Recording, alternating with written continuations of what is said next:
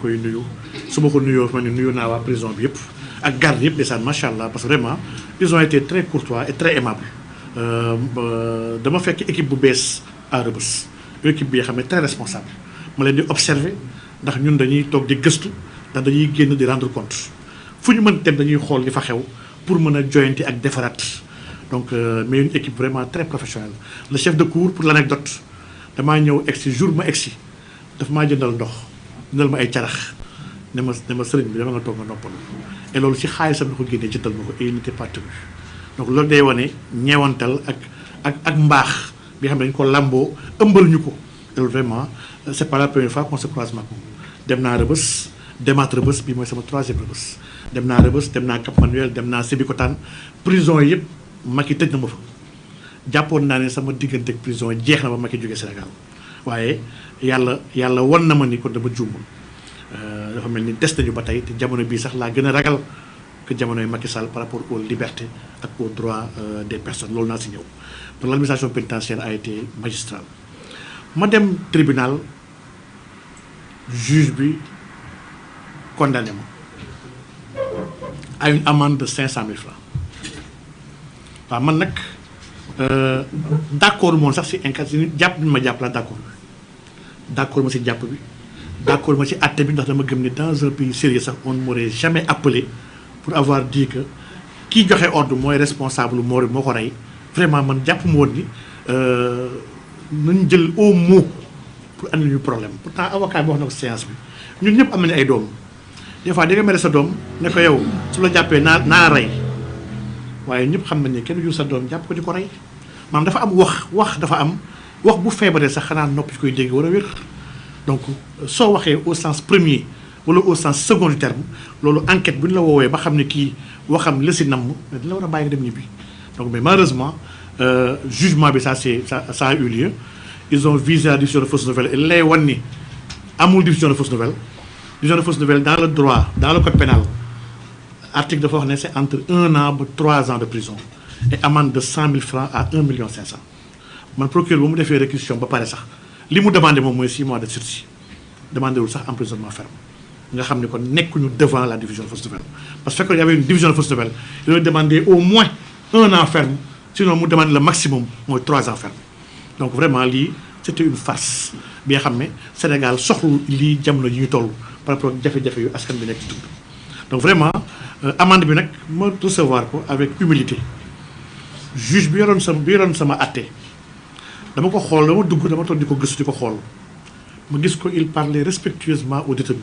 parce que maa ngi ànd ak ay malfaiteurs au vrai sens du mot ñu àndandoo ak seen ñàngaay mais saa yu si interpellé kenn il lui parlait avec respect il respectait sa dignité ma xam ne kii am na yar bu nekk ci moom loolu moom ma njëkk am loo yaakaar ba ma toogee ci biir séance bi donc il a jugé gëm naa ni intime conviction la jugé teg na ma daanu 500 000 francs en personne respectueuse une personne politique respectueuse de mes institutions et de la bonne marche de mon pays aw ma droit bañ ko fay même bu dee d'accord ma ci man bokkuma si naan du ma fay dara te maa tey ndax loolu c'est pas sérieux pour quelqu'un qui aspire à diriger ce pays gëm naa ni soo bëggee defar dëkk li war a njëkk def mooy respecter ni dëkk bi doxee respecter daan la dëkk bi teg je vais le respecter dinaa ko fay incha allah parce que dañ ma ko teg ma d'accord ñàkk d'accord loolu beneen débat la donc lii vraiment retour la woon rek par rapport à tout ce qui s'est passé ndax y a beaucoup de choses yi nga xam ne wax nañu ko ci presse bi ma koy suivre à distance toog di xool di retaan kii naan daw naag kii naan dafa dem Ziguinchor ànd naag diw ak vraiment ça m'a fait rire ma ne ah Sénégal de mujj na métti ndegam deewaguma ñu ngi may waxal li yëpp man su ma deewoon fu ma jëm donc yàlla ñu yàlla defal sutura ak tawfiq incha allah donc je reviens sur mon séjour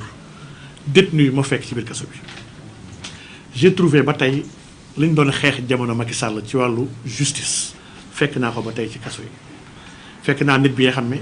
jàpp nañ ko ndax 3500 francs 3500 ñu ko jàpp pour escroquerie tailleur la bañ koy jàpp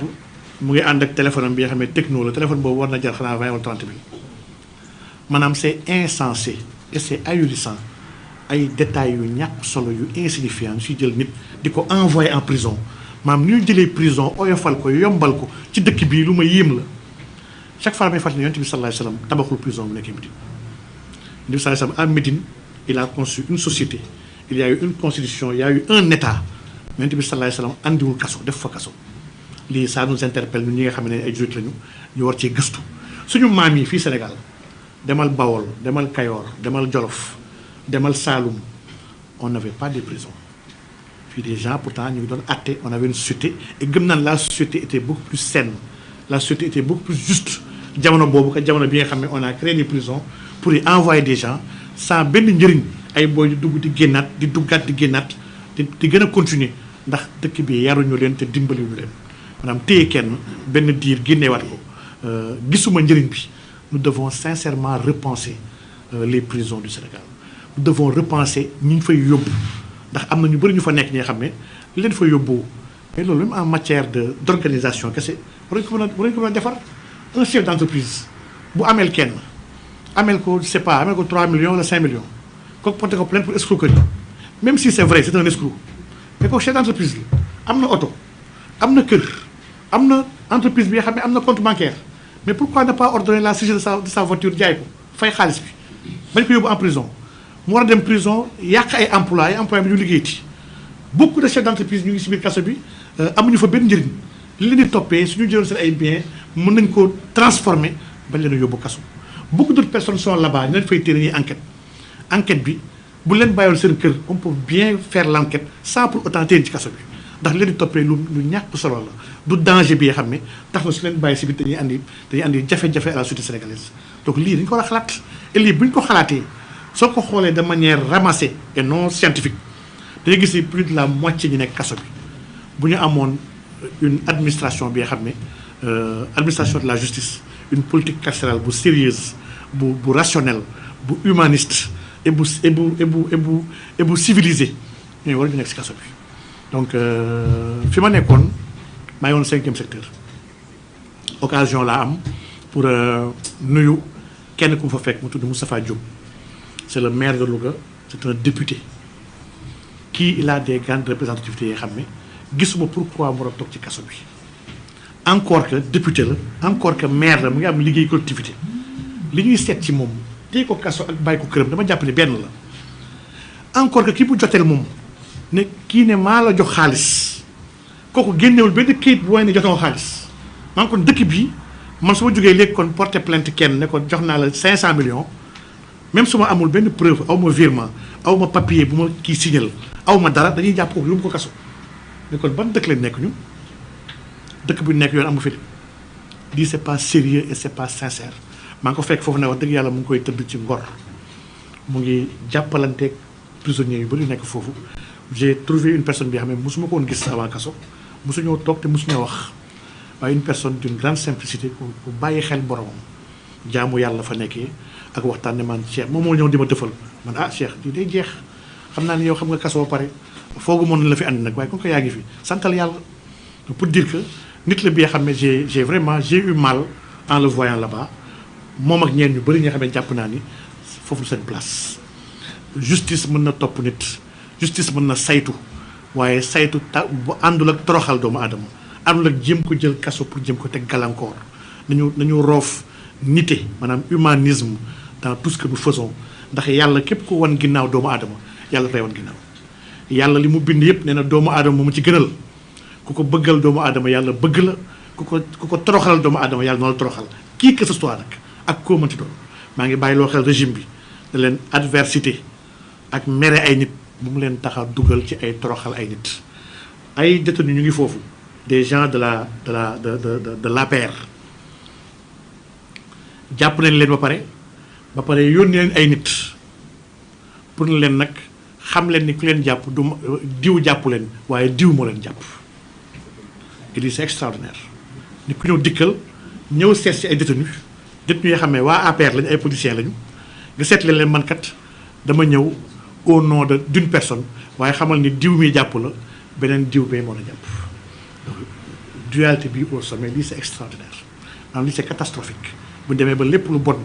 am na ku ñu ko war a askanee lépp lu baax am na ku ñu ko war a askanee lii c'est catastrophique dans un état donc ñun ñu gëm nag ni waa Rassemblement pour la vérité ñun dañoo am xalaat par rapport ak justice bi ak yoon naka la war a doxee ñu am ci ay propositions yoo xam ne ñoo gëm ni mën nañu régler ñun de manière définitive le problème de la justice ndax yàlla dimbali nañu ñu gëstu yonent bi sallallahu alayhi wasallam naka la doon àtteeg naka la doon yoree doomu aadama yi yàlla dimbali ñu xam dans une société normale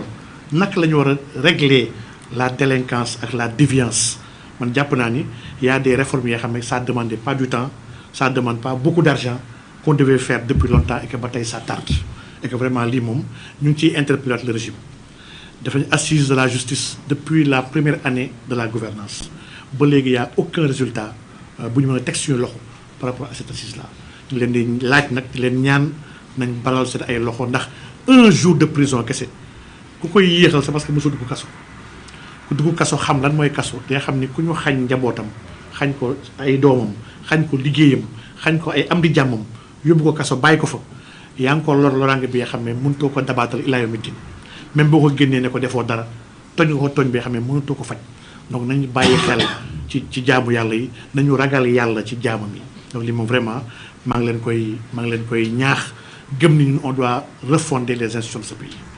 la justice dañu ko war a refonder ñun on avait réfléchi sur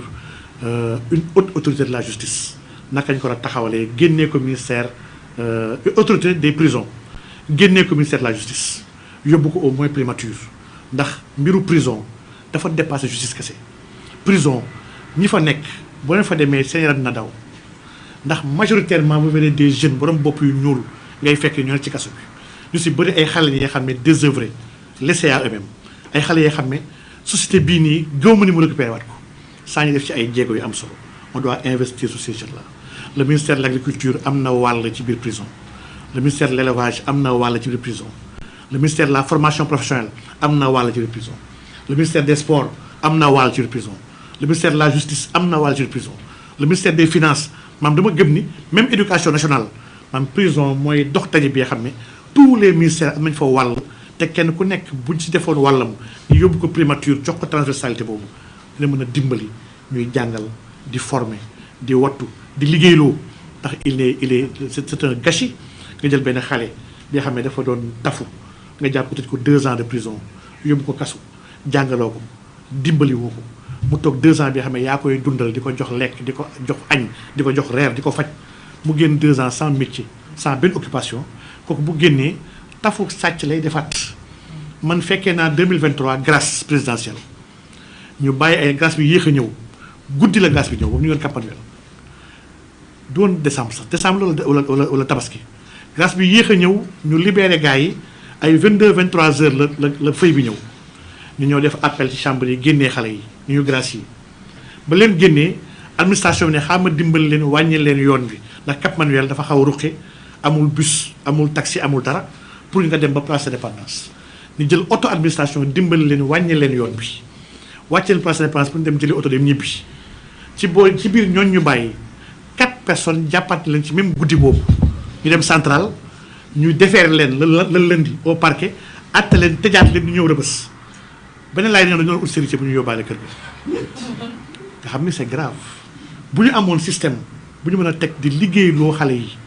mu am wàll bi nga xam ne seen wàll lañ koy dencal am wàll bi nga xam ne administration daf koy jël dañ si dundalee ku siy génn sax après 2 ans war nga génnaale un pactole bi nga xam ne mën na la jox un départ fekk mën naa mi jàng la dawal ci biir kaso bi ba nga am permis parce que lii c'est pas difficile permis c'est même pas 150 000 francs état mën na jàngal dawal ay xale yoo xam ne ñu génnaale avec un permis génnaale avec un départ bu dee liggéeyloo nañ leen ay ferme état am na ay domaine agricole am na man prison ñu bàyyi Dakar sa teg fi ay xale laa jàppul ni mooy yoon alors que ñuy am àll bu ngand am ay enjeux d'autosuffisance alimentaire ay enjeux ci wàllu élevage et lii am nañ xale yi nga xam ne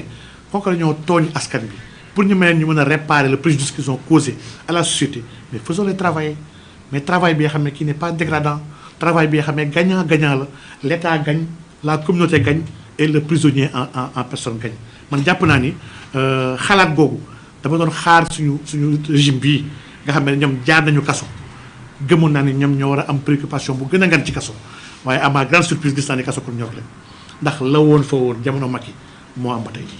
donc vraiment les réformes institutionnelles war nañ ko def ci biir kaso bi war nañu changer le parlement war nañu changer l'économie de ce pays vraiment ñun jàpp nañ ni les débats de fond dëgg-dëgg c'est l'économie c'est le monde rural jafe-jafe askan bi la problème mu ndóol gi nekk ci biir àll gi la problème mu chômage des jeunes la bi nga xam ne aucune réponse n'a été donnée ba tey problème mu sécurité la bu ñu am ci biir dëkk bi lii mooy